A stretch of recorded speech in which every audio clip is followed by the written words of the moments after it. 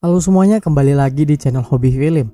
Seorang perawat di rumah sakit tiba-tiba menemukan fakta kematian misterius para pasien yang dirawat dan dia harus berjuang membantu polisi untuk mengungkap kasus ini, di mana pihak rumah sakit berusaha menyembunyikannya. Film yang akan Mimin ceritakan adalah film dengan general thriller yang diadaptasi dari kisah nyata, judulnya adalah The Good Nurse.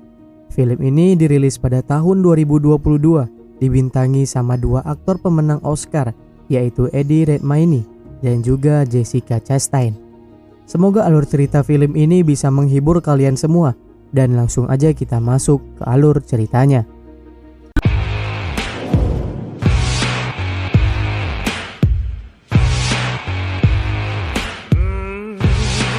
Film ini bercerita tentang seorang wanita bernama Amy Lauren. Saat itu dia bekerja menjadi seorang perawat di Parkville Memorial di New Jersey, Amerika. Dikala itu, Amy dipanggil sama atasannya karena Amy selalu mengizinkan kerabat pasien menginap di kamar, padahal itu dilarang. Mereka lagi kekurangan orang untuk bekerja di shift malam. Karena itulah mereka akan merekrut satu orang yang berpengalaman. Setelah itu, Amy kembali melanjutkan pekerjaannya mengurus seorang pasien koma bernama Holly. Amy harus sendirian membalikan tubuh Holly sampai dia merasa sakit di jantungnya. Amy harus beristirahat sejenak memulihkan kondisinya sendiri. Ketika selesai bekerja, Amy memeriksa dirinya ke dokter langganannya dan didapatkan bahwa Amy mengalami kardiomiopati, kondisi di mana jantung nggak bisa memompa darahnya dengan normal.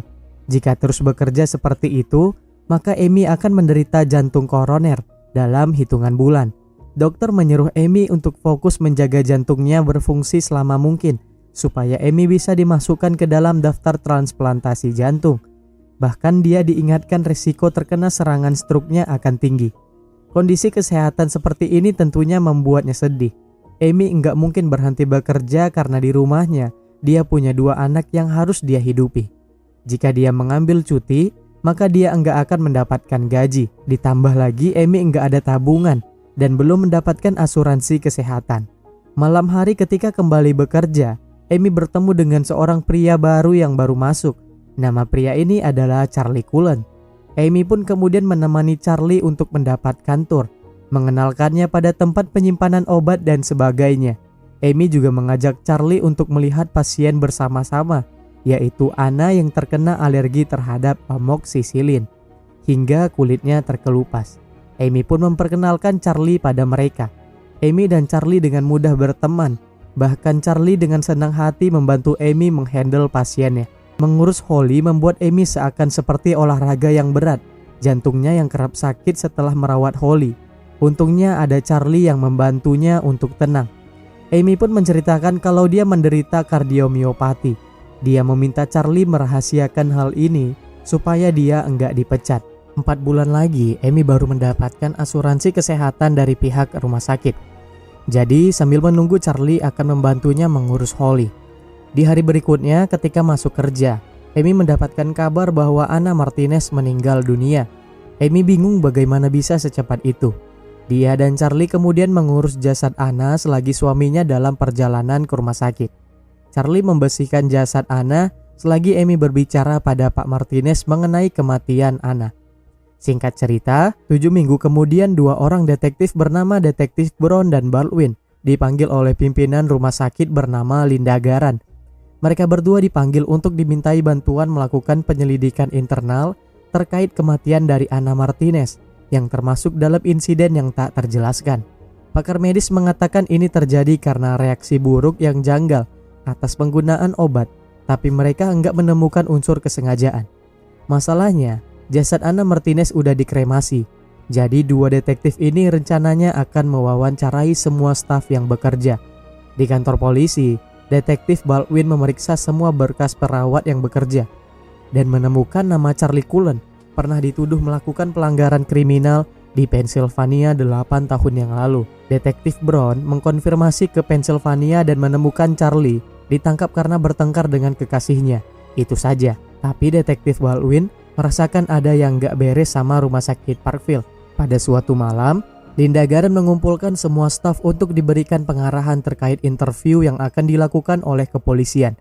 Masalahnya, Linda akan ikut mengawasi wawancara pada staf hal yang membuat detektif Baldwin dan Brown kesal.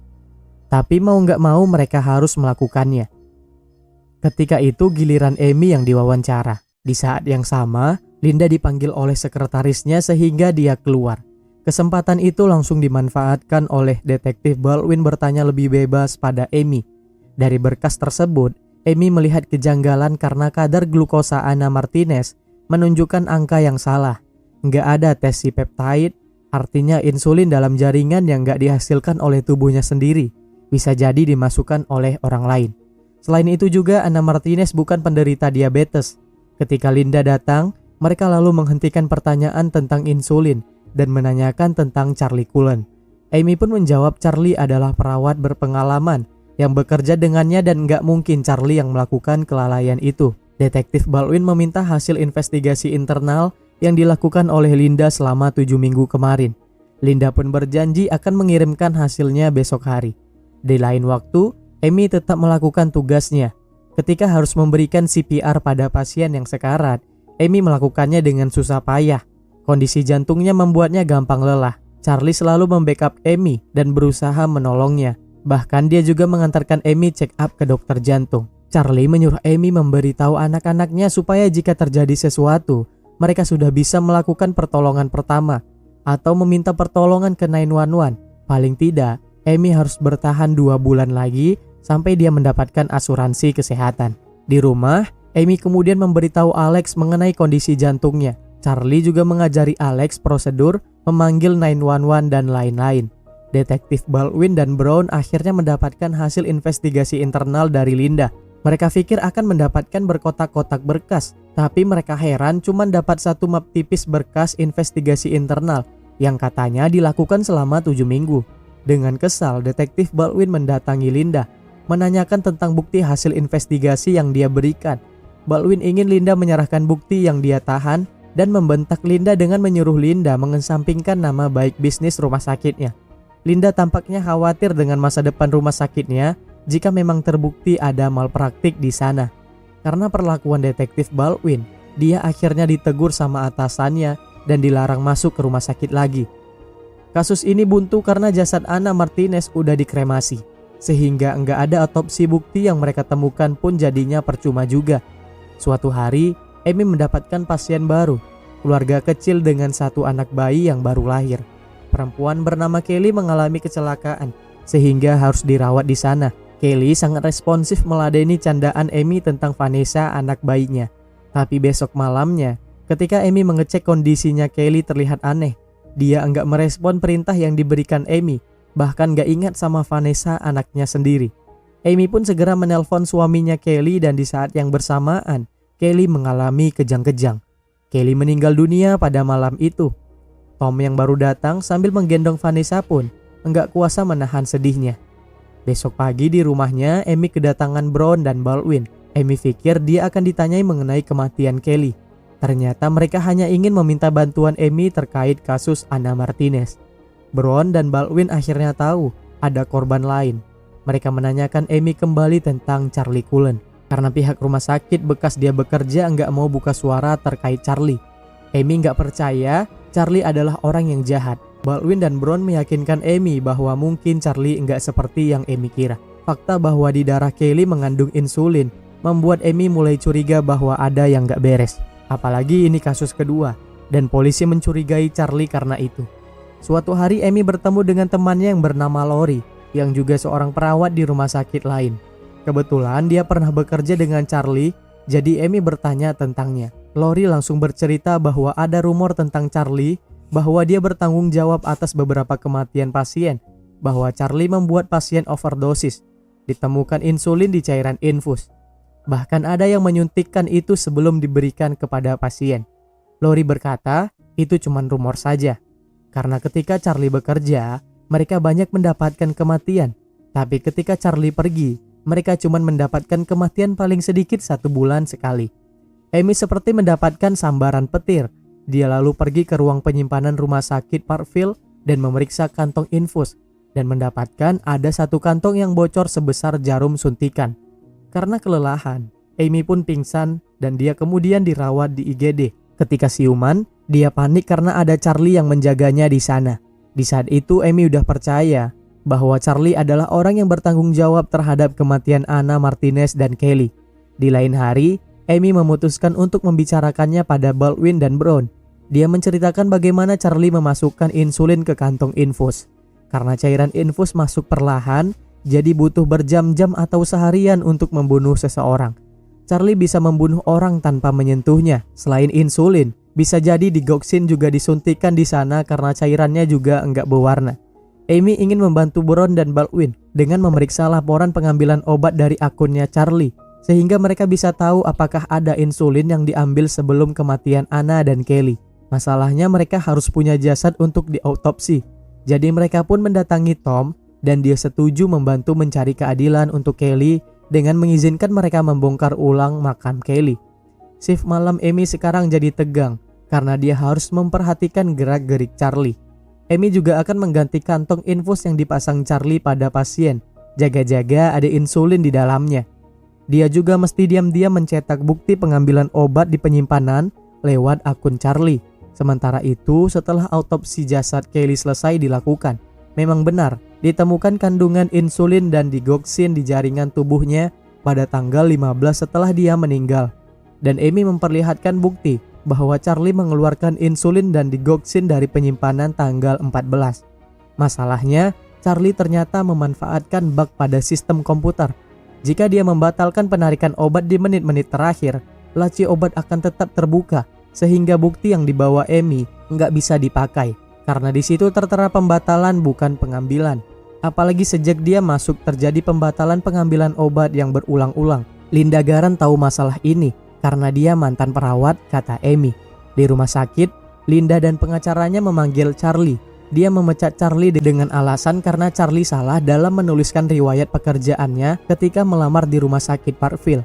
Linda mengatakan itu tertuang dalam kontrak.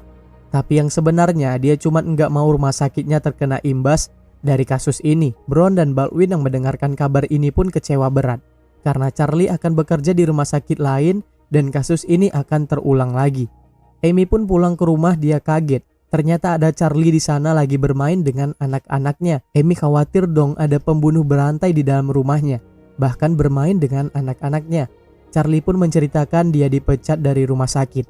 Padahal tinggal sedikit lagi dia bisa membantu Amy melewati semuanya, sampai Amy mendapatkan asuransi kesehatan. Charlie menawarkan untuk menjaga anak-anak selagi dia bekerja. Untungnya Amy pandai mencari alasan supaya gimana caranya Charlie enggak membantu mengurus si anak-anaknya lagi.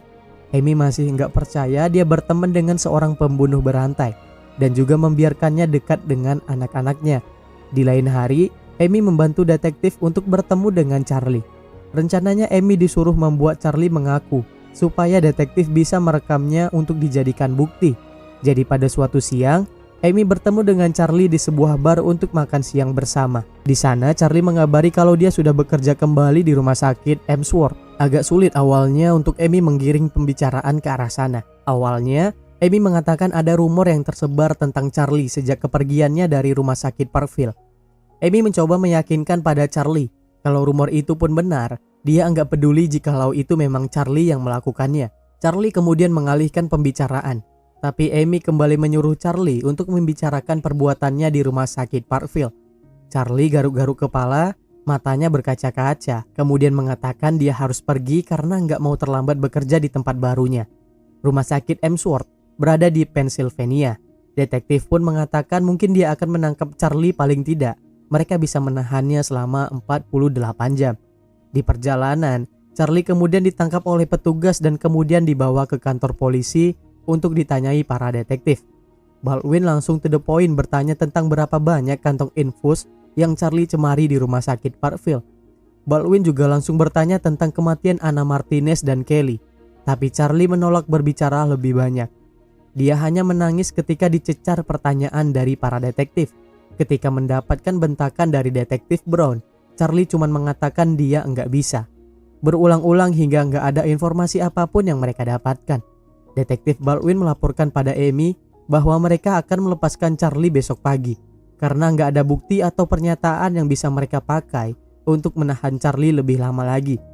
Karena memikirkan nasib dia dan anak-anaknya, Amy pun memberanikan diri menjenguk Charlie di kantor polisi. Peran Amy di sini tidak lebih dari sekedar orang yang menjenguk temannya yang lagi kesusahan.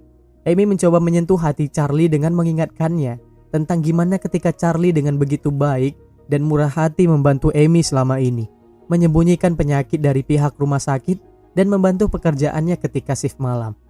Amy mengatakan dia nggak akan pernah mengerti apa yang udah Charlie lakukan. Yang jelas, bagi Amy, Charlie adalah orang yang baik. Karena Amy, Charlie pun mulai menyebutkan nama-nama yang dia ingat, termasuk Anna Martinez dan Kelly. Untuk menghindari hukuman mati, Charlie mengakui pembunuhan atas 29 orang saja. Sedangkan jumlah korban sebenarnya diyakini sebanyak 400 orang. Dan dia nggak pernah menjelaskan motif kenapa dia melakukan itu. Saat ini, dia menjalani 18 hukuman seumur hidup berturut-turut dan nggak akan dibebaskan sampai tahun 2403. Selama 16 tahun jadi perawat, banyak rumah sakit yang curiga padanya, tapi nggak ada yang pernah menghentikannya dan nggak pernah ada proses pidana. Sedangkan Amy, dia menjalani operasi jantungnya yang dia butuhkan dan saat ini hidup di Florida dengan anak cucunya. Dia jadi pahlawan karena menghentikan kasus pembunuhan berantai dan saat ini dia masih menjadi the good nurse atau perawat yang baik. Mungkin itu aja buat video kali ini. Terima kasih udah menonton dan jangan lupa untuk like dan subscribe. Dan sampai jumpa di video selanjutnya.